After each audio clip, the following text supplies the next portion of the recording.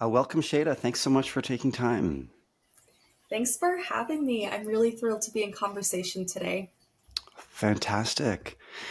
Maybe I could just start off by asking you, Shayda, do you have any thoughts or impressions or feelings about multiple chemical sensitivity as it relates to your work, or have you had any experience with it yourself? Although I personally haven't had experience, I've had students and colleagues who have multiple chemical sensitivities, and I think that disability justice has provided all of us with this powerful container to really honor the needs, the access needs of all of our disability community, whether that includes ourselves or somebody who is in community with us. And multiple chemical sensitivities and environmental injuries are things that Sins Invalid themselves discuss. And more personally, I think the conversation of really expanding access needs to really asking students to be mindful of the scents they wear in class or have low scent spaces has been another practice that I've been using in the last few semesters. Understood. So, would you say the level of awareness of the needs of folks with chemical sensitivities is growing? Because we know that may not be the case everywhere, but in your experience, you bring that consciousness and sensitivity to your colleagues and faculty and students. So, I bet they really appreciate that. Yeah, and I have to say too that wisdom making for me really did come from disability justice. And when they put out their first primer, so this first text that really highlights what this movement building framework is about, they had tips for how do you create accessible events. And one of the tips was, what are you going to do to protect all disabled community and chronically ill community, including folks with multiple sensitivities? And so my framework and my the shifts that I started making really came from this place of disability justice organizing. Fantastic. I invite you to talk a little bit about Sins Invalid, please. Yeah, absolutely. So they are a performance project. They are based in the San Francisco Bay Area. And they began in 2006, really from this need and this early conversation between co founders Patty Byrne and Leroy F. Moore Jr., two disabled of color friends and colleagues having lunch and realizing that there are no spaces or stories where disabled folks can, one, be centered, but two, have conversations that are validating around embodiment and beauty and sensuality, and that these stories mattered. And so, what was supposed to be just a one time performance of people coming together, making art for the community, developed a hunger by folks who saw this work.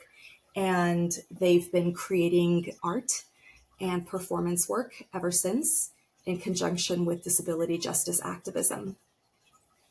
How do you think we can understand these terms, disability studies and disability justice?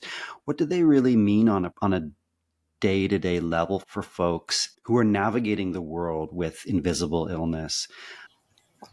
That's such a good question. Before I could even fathom that there is a discipline about the histories and the activism and the cultural art making and legacies of disabled folks, I had to realize that disabled is not a bad word. And this is a very profound realization that I think a lot of folks have to come to. And I've seen amazing art on social media saying disabled is not a bad word and really expanding our consciousness around the importance of identity. So that's one thing. As somebody who is mad, I most certainly felt a lot of shame and stigma around disability. And I think there was a lot of internalized ableism that I was holding that I had to unlearn. And so I think anytime we have whether it's a area of study or it's going and seeing a performance or it's just being in community with folks and listening to a podcast like yours, right? Anytime we have these opportunities as disabled folks, we have an opportunity to unlearn the narratives that have been forcefully placed on us that don't align with us. And I think it's really particularly challenging for folks with non-visible disabilities, like you were mentioning.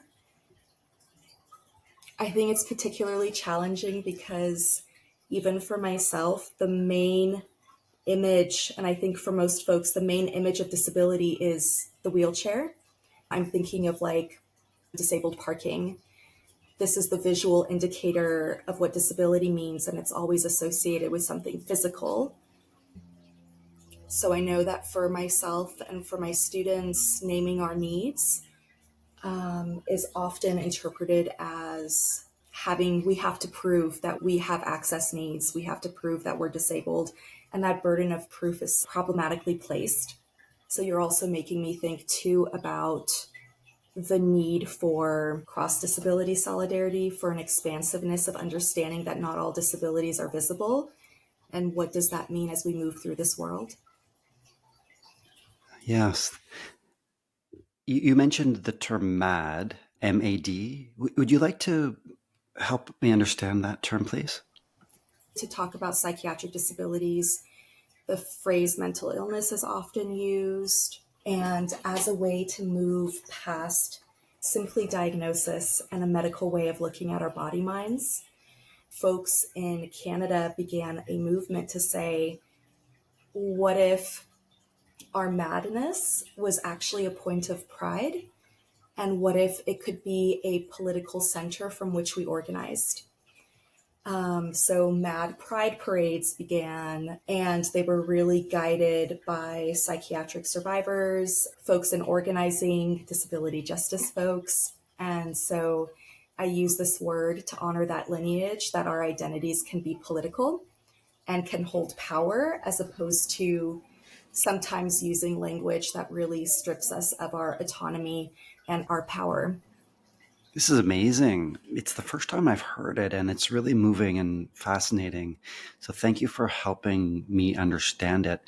And as I'm listening to you, Shayda, I was thinking, is it similar to how people have taken back ownership of terms like queer and butch and others? Is it sort of the same thing? Yeah, I have a huge smile on my face for people who are listening. Yeah, it's really a process of reclamation and taking back language that perhaps was used as a weapon or as derogatory for the person, for the community, for the self, and for empowerment.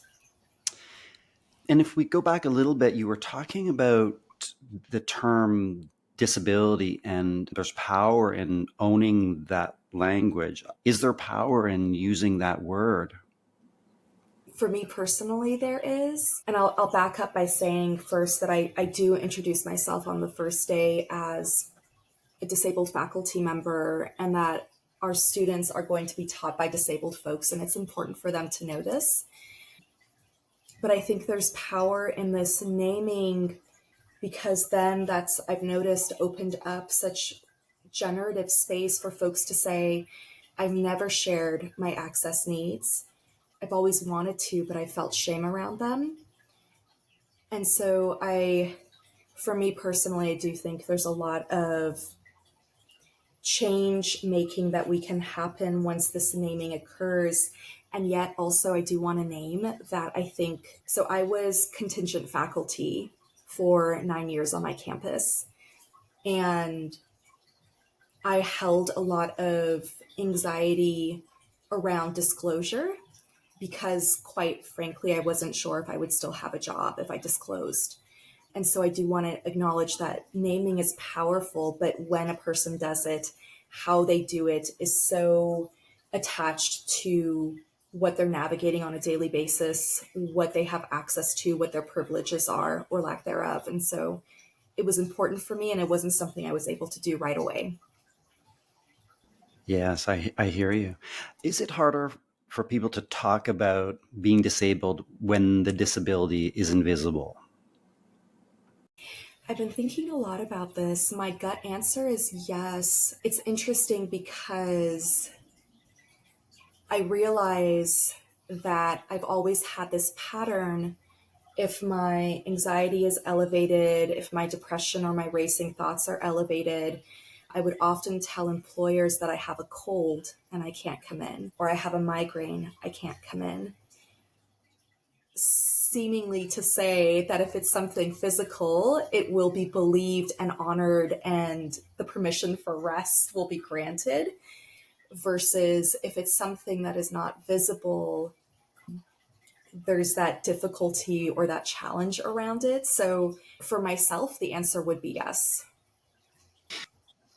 And you mentioned symbols, for example, a wheelchair and the disability signage that we're all familiar with. And the thing that comes to mind for me when we talk about people with multiple chemical sensitivity is this: the predominant symbol may be a mask. And we know that the mask has become very politicized and people experienced harassment and bullying online and in real life. Do you want to talk a little bit about if we're called on to show proof, holding up a mask or wearing a mask may be the thing to do, but it's often quite challenging to do and it takes a lot of courage. In my own experience, I feel that. No, absolutely. I'm thinking firstly of the complexity and the problematics around burden of proof.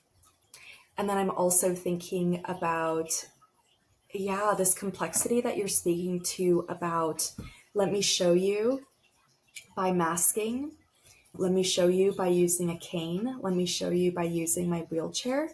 And yet, how those elements are often stigmatized, which somebody in class brought this up a few years ago, but they were saying how interesting it is that assistive devices, some of them are celebratory and fashionable, and others aren't. And I'm thinking about this conversation of like eyeglasses, which I wear as an assistive device, which people don't really think twice of. It's not politicized. In your work, in your book, you write about Crip Kinship. Do you want to talk a little bit about Crip Kinship and whether it's in person? And you also talk about finding Crip Kinship online. So, my understanding of Crip Kinship is very much informed by an interview that I had with Patty Byrne. And in the interview, Patty was describing Sins Invalid's evenings of performance art in particular, though I think this can relate to the disability justice workshops they do as well. Patty was saying that this performance project creates crip-centric liberated zones. The crip-centric liberated zone is a place where disabled folks, whether they use that language to name themselves or whether they know they have access needs that must be met, like everybody does, it's a space that we can enter where our needs are met without shame, where we can show up as our whole, messy, complicated selves, and where we can really be in community with one another. And so, this idea that we can be in interdependent collaboration with each other really became the foundation of why it's so important for us to have kinship with one another, especially for disabled folks, to have kinship with one another. Mainly because I think they're, for myself as the daughter of immigrants, and also just as somebody who is mad, there were so many places where I learned that disability and madness were things to be not spoken of, were things to be hidden, things to have shame around. And so a kinship, community, interdependence became these balms and these remedies to really toxic narratives of hiding and shame and silencing. And that's where the idea and the name for the book came from. So moving to hear this. And maybe I'll just quote you. You write about Crip centric liberated zones as, quote, a place where through art activism, community workshops and trainings, we can enter into a present where all our body minds are valid, beautify, and revolutionary, a present where we can live liberated from oppression. Within a Crip-centric liberated zone, we could reimagine what insistent and courageous disabled, queer, people of color living can truly do. I'm reflecting on my own experience more than I usually do in the podcast, but I found that my experience has been quite, I would almost call it traumatizing, dealing with the ableism in my own workplace, apart from the podcast. Has there been a desire on your part and others with illnesses to gravitate to communities where we can develop that sense of community and togetherness? Because it can feel really uncomfortable in other spaces, and we sort of long to be with other people who get it and to support each other and heal ourselves, if that's a word we might use. Oh, absolutely.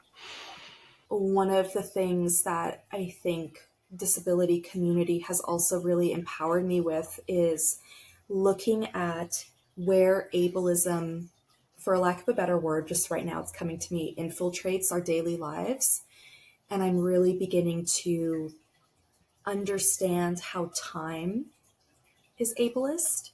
And this is coming from disability justice work around this idea of sustainability, but it's also coming from the works of Alison Kafer and Ellen Samuels around crip time and the idea that time is functioning radically differently for all of our bodies.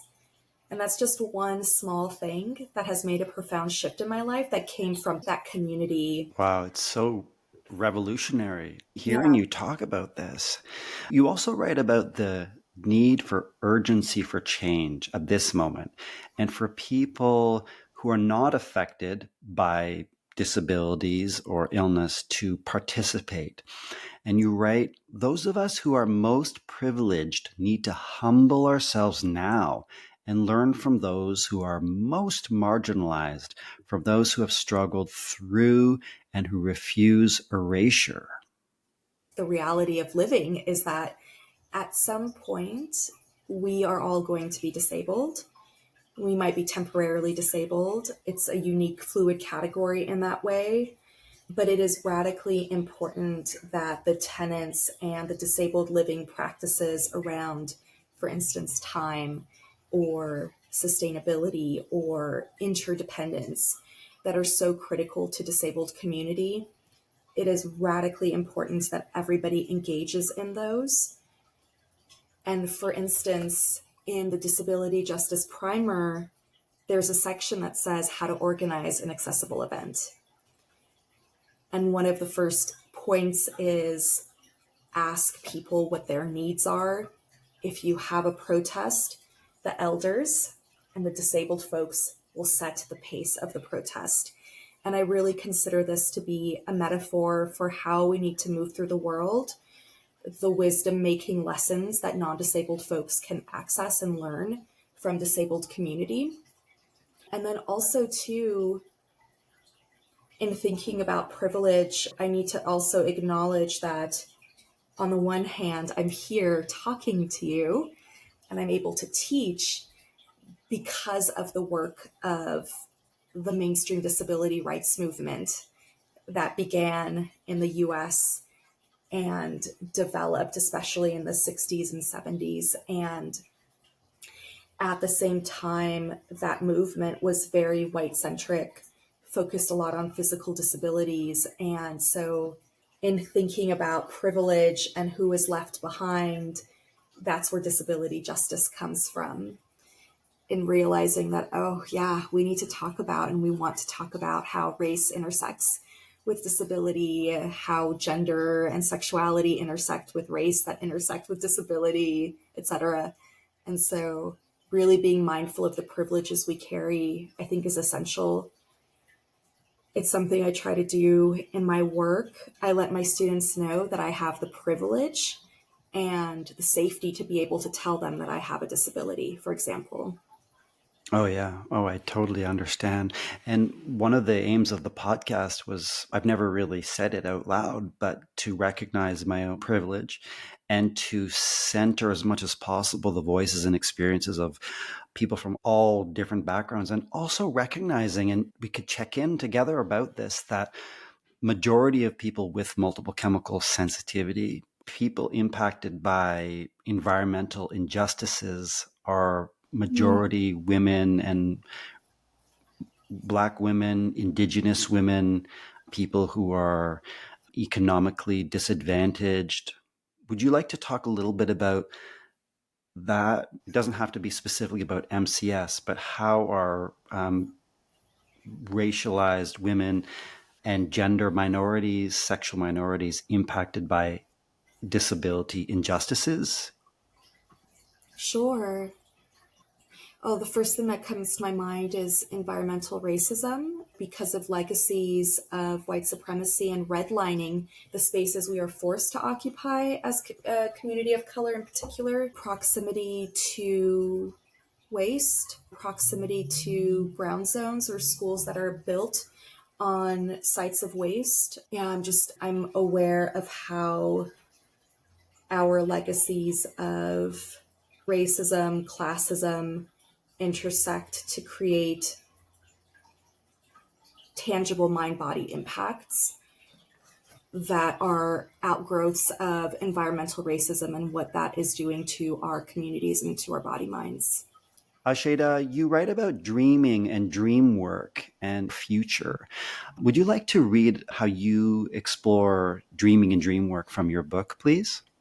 Sure. So this is going to begin with a quote from Talila A. Lewis, who is an abolitionist community lawyer and organizer. Indeed, dreaming is among the most difficult and brave kinds of advocacy work. When we create space for ourselves and others to dream, we embody recurring hope, active love, critical resistance, and radical change. We are reminded that those who came before us dreamed of that which no one thought could exist, that their dreams are the reasons that we now are living the impossible. Perhaps the most compelling survival tool that disabled, queer, gender nonconforming, and transgender communities of color have is their dream work. Dreaming is not passive. In dreaming, our communities materialize a world where, through fury and love, transformation in all its rebelliousness thrives. Yeah, that's wonderful. And I'm thinking of people in the MCS community and others who are dreaming on a daily basis, an hourly basis, and of a minute by minute basis of a world that they can exist in which they can be free and free from suffering, free from exposure to synthetic chemical fragrances and Yes. chemicals. And we continue to dream, don't we? Yes, and I have been reading and learning about the work of Tricia Hersey. She wrote a book called Rest as Resistance, and her Instagram handle is Nap Ministry. If folks already follow her, her work is amazing. And she writes as a Black woman in the US and as somebody who realizes that capitalism and the demand of productivity, that our worth is contingent on what we produce, how fast we do it, that really capitalism intersecting with racism really does not permit for our dreaming to take place, for rest to take place. And so, with the work of disabled folks of all kinds, chronically ill folks of all kinds, I really believe that the slowing down, the pause, can really allow us to, one, communicate our needs, and two, create a world that does not yet exist. Disability justice is so because it was dreamed into being, because people were exhausted of not having their needs met, of having their communities acknowledged. And so, yeah, dreaming is usually considered to be something really frivolous and passive and not important. But I'm really grateful that through the work of Talila Lewis and Sins Invalid and Trisha Hersey, I've really started to reposition it as radical, powerful work. It's the seed that starts everything. Incredible. You also write at length about stories and the power of writing stories and telling stories. Would you be willing to read from your book, please? Absolutely. So, this is the last section of the introduction. It's called Writing Ourselves, and then in parentheses, myself in.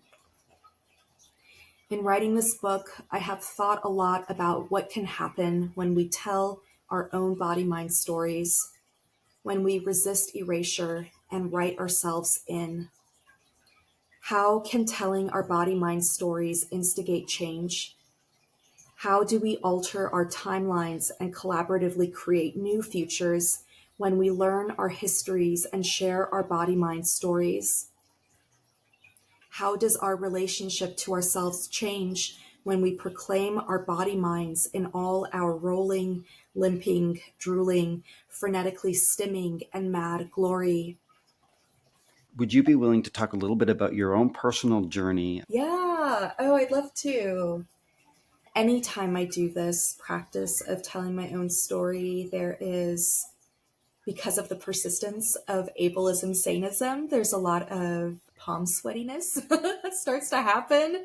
So I want to be vulnerable and kind of name that for all the pride and politicized empowerment that comes with storytelling, telling of the self, and naming disability, there's always this unlearning that I have to practice and continue to do. But yeah, I think my journey started certainly in a place, in a medicalized place, first with a diagnosis. And for me personally, I know it's not the same for all community members, but for myself, the diagnosis was such a powerful moment of there is a name.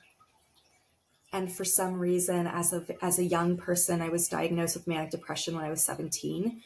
Having the tangibility of name really meant a lot. And I want to also say that in that beginning, those early 5 years, I was not in disability community. I did not have disability consciousness. I certainly did not know of other disabled people. I slowly started to meet other disabled people and started to do a little more organizing work in undergrad, but I was very timid and uncertain about what was the importance of saying that I was disabled. So I was still coming from a place of a Middle Eastern immigrant family culture of this is shameful and we will not speak of it, or we will speak of it in private. And I think that shifted for me when I started to read other disabled narratives, when I learned about disability studies, other memoirs. And then that shifted more when I realized, oh, the story is political. There is a legacy of people who have been doing this resistance work willfully, despite systemic oppressions. And so I maybe had been teaching at Cal Poly for 3 years, and I disclosed my disability, my madness. And right before I did, I had submitted an article for publication to a disability studies journal. I was writing about the history of madness, and Aaron, somewhere in there, I used the word we. It's a total accident, but somewhere in there I said we. And the editors gave it back to me and said they will not accept it the way it's written, but they think there's a bigger story. And they highlighted the we. I know.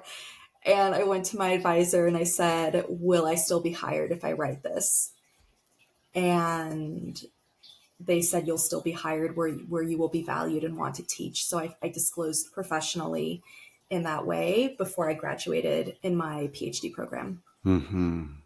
And I think a lot of people listening will have their own experiences with determining whether and when to disclose illnesses, disabilities. And it can be really challenging with MCS because it's A lot of people can't get a diagnosis, and it's still what's often called a contested illness.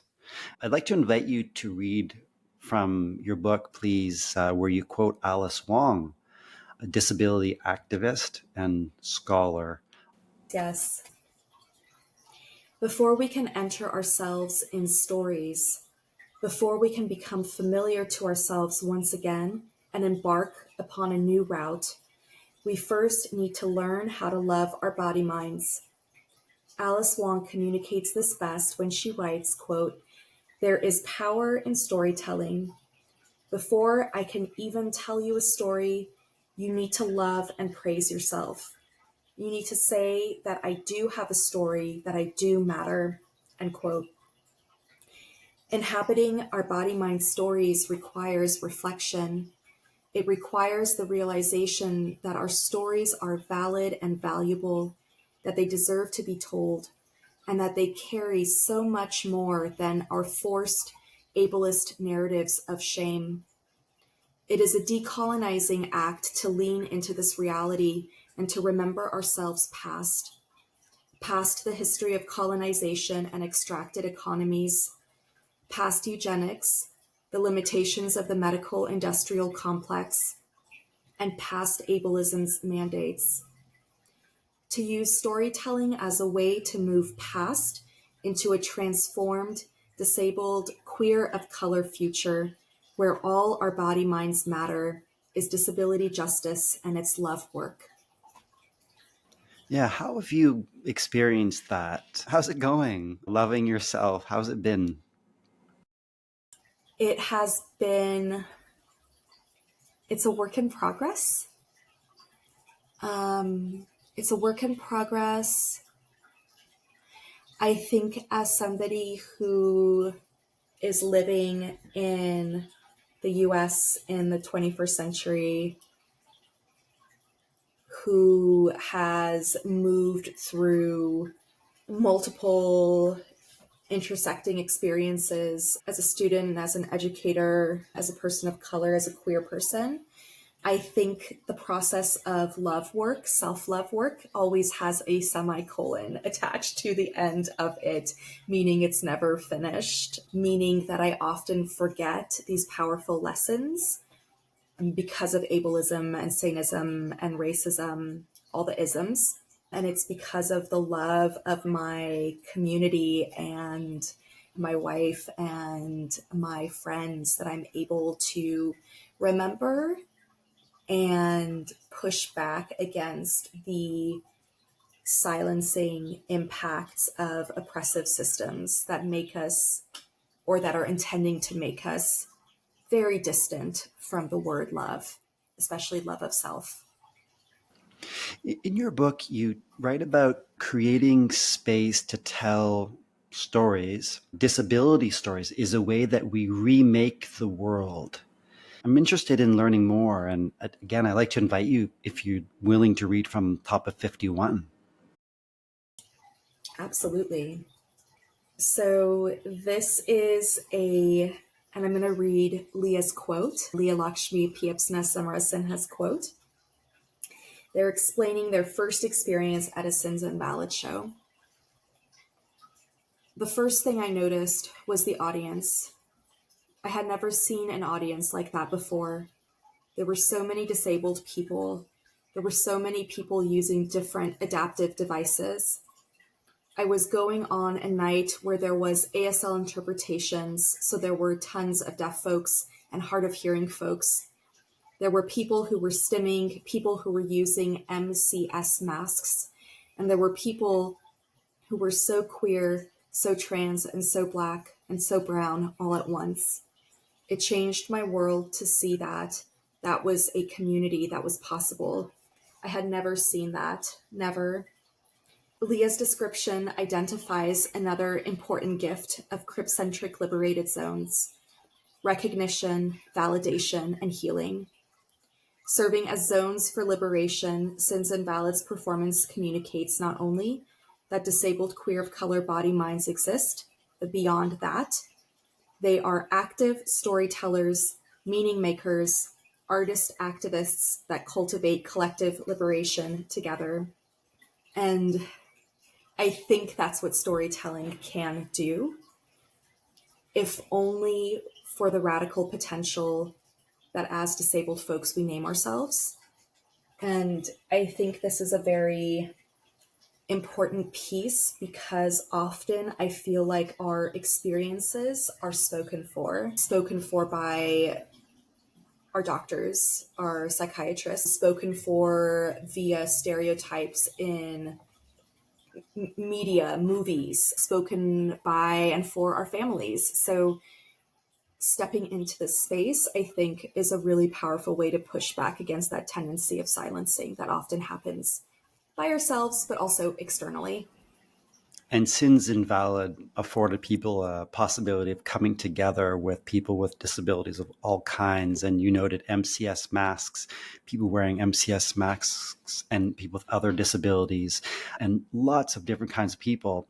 And makes me think, often people share with me that they've, in spite of the fact that people with MCS account for, according to some studies, some really credible studies, over 35% of the population in the US, some people share that they've never had a conversation with someone with MCS before. And I find that it happens a lot. And so I'm thinking about what bringing people together can do. Mm. Yeah. And I think people are finding that online a lot. I'm glad you mentioned online because I don't think there is anything lost when we come together in digital space. And I think there's a lot of power to the act of coming together, whether it's in person or online. There are disability community members that I love and friends that I have that I've only met online. I've never met in person. So I'm grateful that you are naming and celebrating the validity of online community space, particularly given the pervasiveness of ableism. It's beautiful. It's necessary. Yeah. And we've talked about storytelling, and I'm imagining people with MCS, what kinds of stories people could create in different ways. I wonder if you have any practical steps for folks who may be interested in taking that step in towards storytelling. Oh, wow. Oh, that's such a good question, Aaron. I know this might not be the most helpful way in. My mind immediately went to journaling, but I'll give a few alternative options. But whether it's in the space of journaling and writing, whether it's in the space of recording yourself speaking, or reflecting with a trusted friend and then writing or recording afterwards. One of the things that was really powerful to me was how, in the process of telling my own disabled story, memories from when I was a young person and memories from when I had access needs denied in college, those were the memories that were flooding up when I first tried to do this work. So I would invite folks to look both at the points of trauma, but also the points of rebellion and love and empowerment that are coming from your body mind. I think it's important to have a balance. Mm-hmm. But I would be disingenuous if I didn't say that the harm and the trauma and the hurt were the first things that came up for me when I started storytelling. Mm-hmm. And on the idea of witnessing, so there's first the sharing, and why, in your view and experience, is it helpful and important to witness other people who have disabilities performing and sharing their stories? Is it that education piece for the non-disabled people, or is it more to create community and solidarity among people with disabilities? Yeah, I think it's both. I think the primary role isn't so much the educating, but the creation of community. And what I noticed happened for myself and then for other folks that I've spoken to who've either gone to a Sins Invalid show, watched their work online, or just read something by another disabled person, or watched a TED Talk by a disabled person, whatever. The act of witnessing tells us that the ableist narratives that we've been taught are lies, period.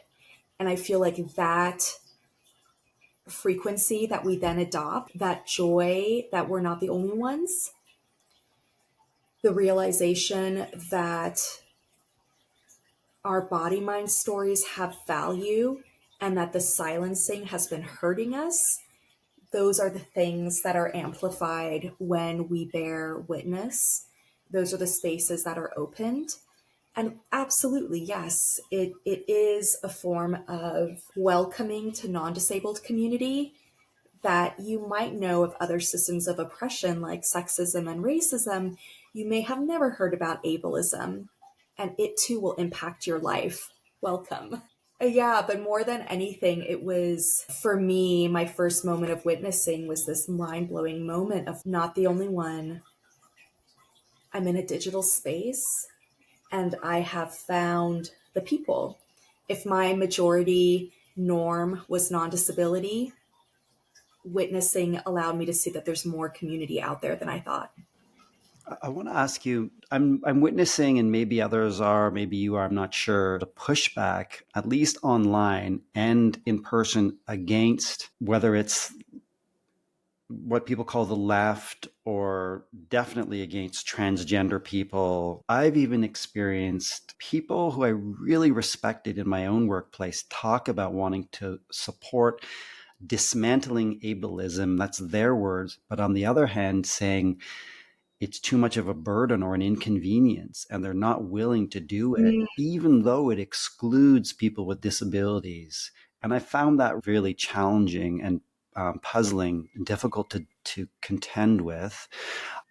Do you think there is any pushback against inclusivity for people with disabilities that you see and experience these days? Oh my goodness, yes. The answer is yes. The narrative of burden is so old. It's such an old narrative associated to disabled body minds. Disability was taxed, like actually taxed. I'm thinking of the ugly tax in the US and specifically in Chicago. Like a physically disabled person sitting in public was a burden and they were taxed. I think my first reaction to your question is frustration because this is such an old stereotype that's being replicated.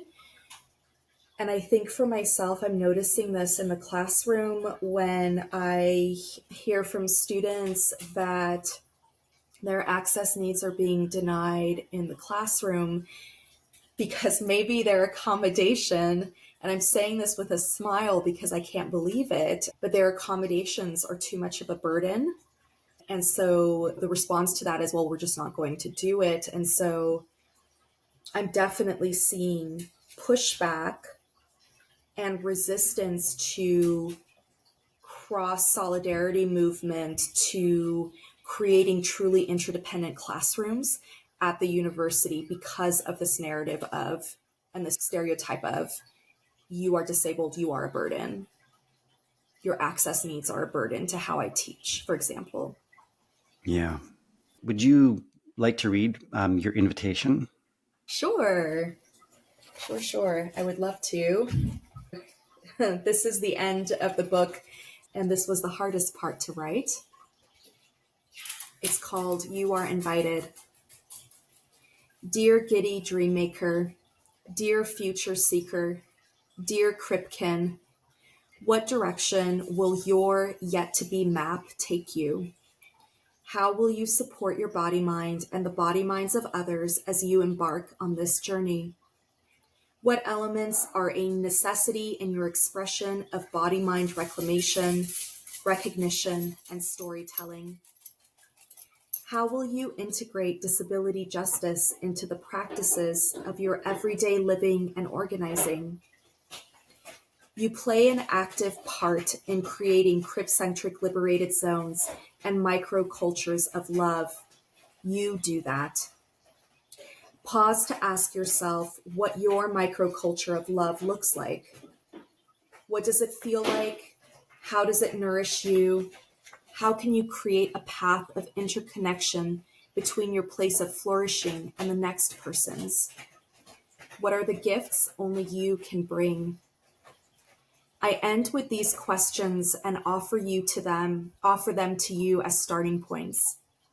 They are the fledgling stuff that has created space for all our disabled, queer of color change making. What other questions and ponderings does Sins Invalid motivate you toward? Imagine yourself sitting alongside them. What crypt out futures do you want to dream up together? May you, dear one, write the next book and the next as we continue to move together toward our collective body-mind liberation. Thank you so much. Well, thank you so much, Shayda, for talking Thank with you. me and sharing all your knowledge. I've learned a lot and it's been really fascinating. Thank you so much, Erin, for the invitation and the space. This was a true joy.